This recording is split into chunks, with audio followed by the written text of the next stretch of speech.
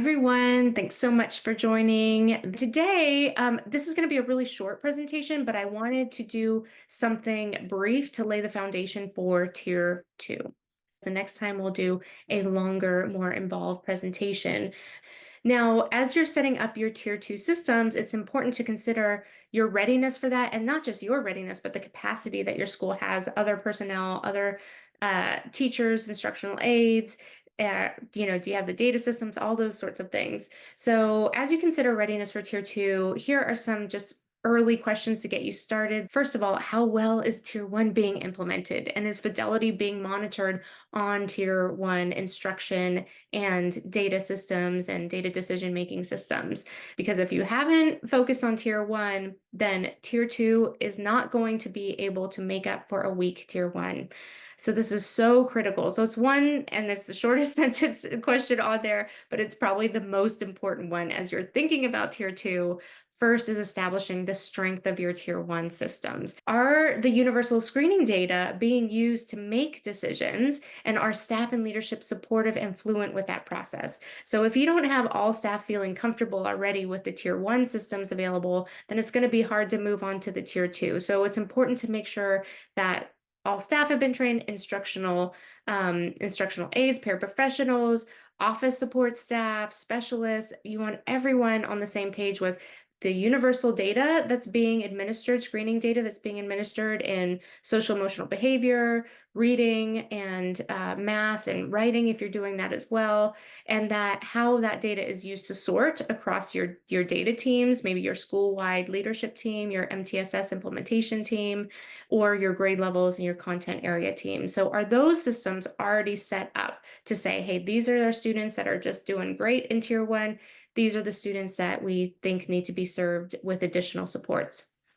This is just kind of a reminder for you, maybe a graphic organizer for a way for you to think about the qualities and characteristics of instruction and how we can increase the intensity. So we have instructor skill. Instructor skill is going to vary based on who those specialists are, those teachers are, and what training they have, how well they know the curricula, how well they know the programs, all, or the computer programs, whatever you're using. The next is the curriculum and the content. We all know that there is a great degree of variability in published programs. And for interventions, really the difference between a core instructional program and an intervention program is that an intervention program takes a narrow set of skills and teaches those narrow set of skills that fall underneath a larger, instructional standard. So that's something else that we can vary when we're talking about instructional intensity.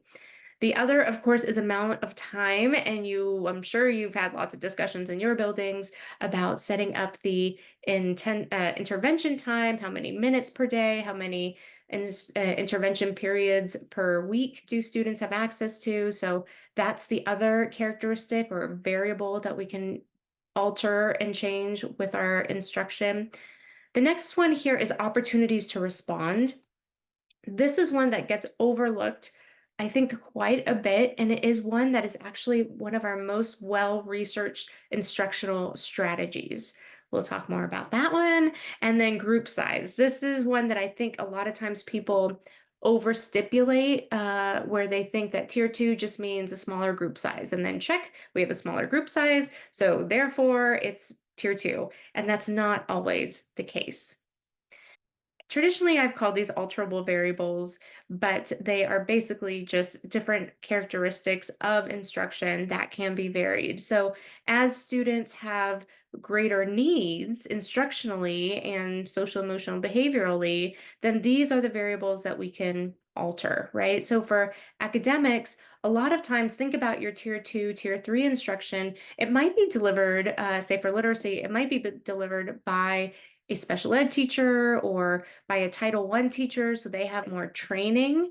But a lot of times it's offered by a paraprofessional, and maybe that paraprofessional doesn't have very much training. So we're putting our students that need the most amount of support with a person that doesn't have the special training or doesn't have a curriculum to support them in the delivery of that more intense instruction. So that's an important variable to consider. For students who are being served in Tier 2 and Tier 3, They need to have multiple opportunities to respond. If you think about a traditional classroom, I know, the public view of classrooms is, Hermione Granger, kids raising hands. Well, if you think about that type of classroom, only one kid is answering the teacher, and so only one student is getting that opportunity to respond at that moment in time. If we want to increase the intensity of our instruction, you want to make sure that students are getting more opportunities to respond, to practice per minute. So, by increasing those opportunities to respond, you're increasing the intensity of the instruction. As long as the students are saying something, writing something, modeling something, acting something out visibly, audibly, then that is an opportunity to respond. If you have students silent reading, we can't see, we can't monitor what the student is doing. So silent reading, reading quietly does not count as an opportunity to respond. We're really looking for practice opportunities of instructional materials taught where the student is demonstrating their application of the skills. Now, we can also think about this for behavior. It, shifts a little bit, but with the instructor skill, if we're increasing the intensity of instruction for tier two, we want to be working with teachers, instructors who are familiar with explicit instruction, function-based social emotional support integration. So that is an added skill level that not all classroom teachers have when they graduate from school, when they come to the school buildings, or if, you've been a teacher for many years, you know that we were not taught that back when we were in grad school. And unfortunately, many teacher ed programs are still not doing that. So we need to either provide that support for our staff or find staff that have those skills so that they can be there to support tier two and tier three. As you're setting up your tier two systems, you want to consider having a manual. So, an overarching, if someone is brand new to your building and they say, what does your MTSS system look like? How do I know when the assessments are? What are the assessments? What are the available interventions? You want to be able to point them to the Google Docs folder that you have, the Google Drive that you have. You want to be able to point them in maybe an app. Some districts are so sophisticated now. So you want to be able to point them to a place where all of this information is listed out. And this idea of having a menu of options is so that you can incorporate these variations on the intensity of instruction, and you can maximize the resources and the people available. Each option for your menu is chosen because it's research based, right? There's so many research based interventions out there, and there is a low percentage of them being used. There is internal capacity for training and use. So if you buy a curricula, you buy a program, you want to make sure that we've given the teachers, the instructional aides, the training in order to know how to use those programs effectively. We don't want to just hand them the teacher's manual and that's it.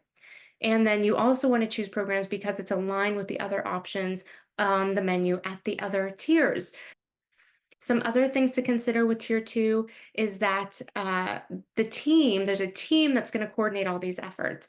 And it's their job to develop procedures, database rules for nominating students for tier two. Those decision rules that we talked about, it's the tier two's team to do that.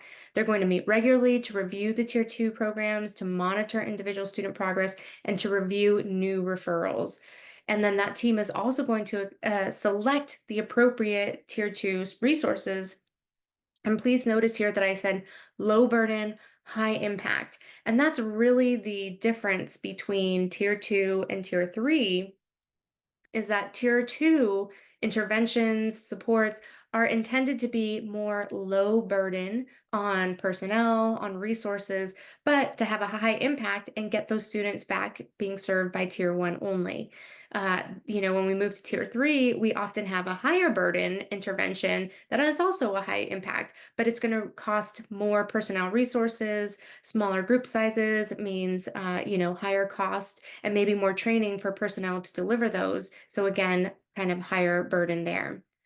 Then the last one here is to develop the database decision rules for placing students, monitoring progress, and fading the intervention. So all of that falls under the tier two team purview.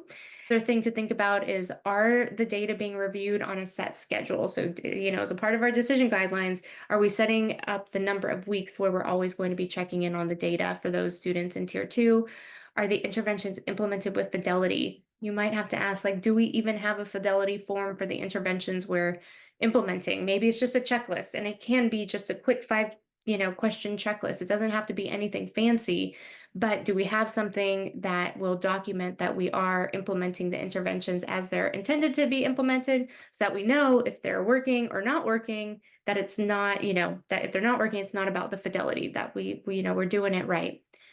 Are students actively participating and attending the interventions? This is a big consideration these days. Attendance is a huge issue. So, one of our community members mentioned that, we don't want to put the interventions at the very first block of the day, because our students that are needing the interventions are often late. So that means they're going to miss the intervention. So, maybe we can do something like a study hall where it's a low stake course at the beginning of the day if we know there's issues at home that are making it difficult for them to get to school on time. And then we'll build an intervention plan for attendance and tardiness. Okay, and then is adequate progress being made? So are the students making the progress that they need in order to get back to tier one, or just tier one supports only? As you're setting up your tier two supports, think about the potential barriers. Prepare for them, because we know that they're there. They're going to be there. So, this is where you just have to prepare for something to go wrong, because it probably will, or will be challenging in these ways. Number one, we often see that tier two interventions are too time consuming or too expensive to implement, so you can only serve a small number of students well. The next one is staff are not sufficiently supported or trained. It's always a not good feeling when you're assigned a group of students that they need your help, but you don't have the skills or the materials to support them. And then number three, tier two interventions and staff are siloed from tier one in the full MTSS process. And this is, so common. I hear people talking about their MTSS team, which is their tier two team, but MTSS is the whole system. I'm going to be a broken record by the end of the school year. You're going to hear me say this a couple times. If you have an MTSS team, that should be the school-wide leadership team. That should be the school-wide implementation team working to integrate behavior, academic, social, emotional supports. Tier two is really about the interventions, ways to prepare for these barriers. For this first one, tier two interventions should be carefully selected to meet personnel, capacity, and common student needs.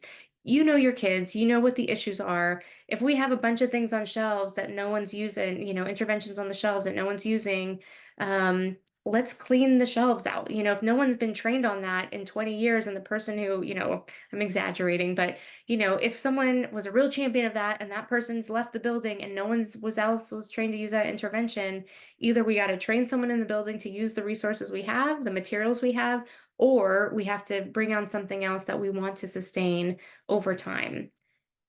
Next, if you have staff that are not sufficiently support, select the number of intervention programs that are used at first to ensure that training is available. So keep it simple, keep it a small number, a select number, so you can get good on those few and then expand from there. And then, what happens if your teams are siloed? Well, you got to start with collaboration. Tier two staff, get them on the tier one team or on the school-wide MTSS team or a PBIS team. Make sure that they're a part of that decision making, and keeping everyone informed. Tier two interventions are not only small group interventions. They're not only, interventions that are sitting at a computer. They can look like many different things, but the way that you increase the intensity is by those different characteristics that I talked about. More intensive instruction for students that have greater needs, and then consider having a menu, this menu of options to incorporate the variations of the intensity characteristics, so that you can maximize the resources that you have with the people that you have in your building and the training and capacity that they have. Okay. So, as we wrap this up, I just want you to think about your own tier two systems, how they're set up. How does this definition of intensity of instruction align and differ from your understanding of tier two, how you have tier two set up at your school? And does your school have a menu or an MTSS manual available to identify curriculum and interventions available at each tier? So think about those, gather information, and then in the next session, when we meet in the next session, I'll go over Tier 2 systems more thoroughly. We'll talk about social emotional behavioral curriculum and resources available for Tier 2 and how to think about Tier 2 systems within Tier 1 and being delivered by classroom teachers. Okay, thanks everyone. Keep up the good work. Go team.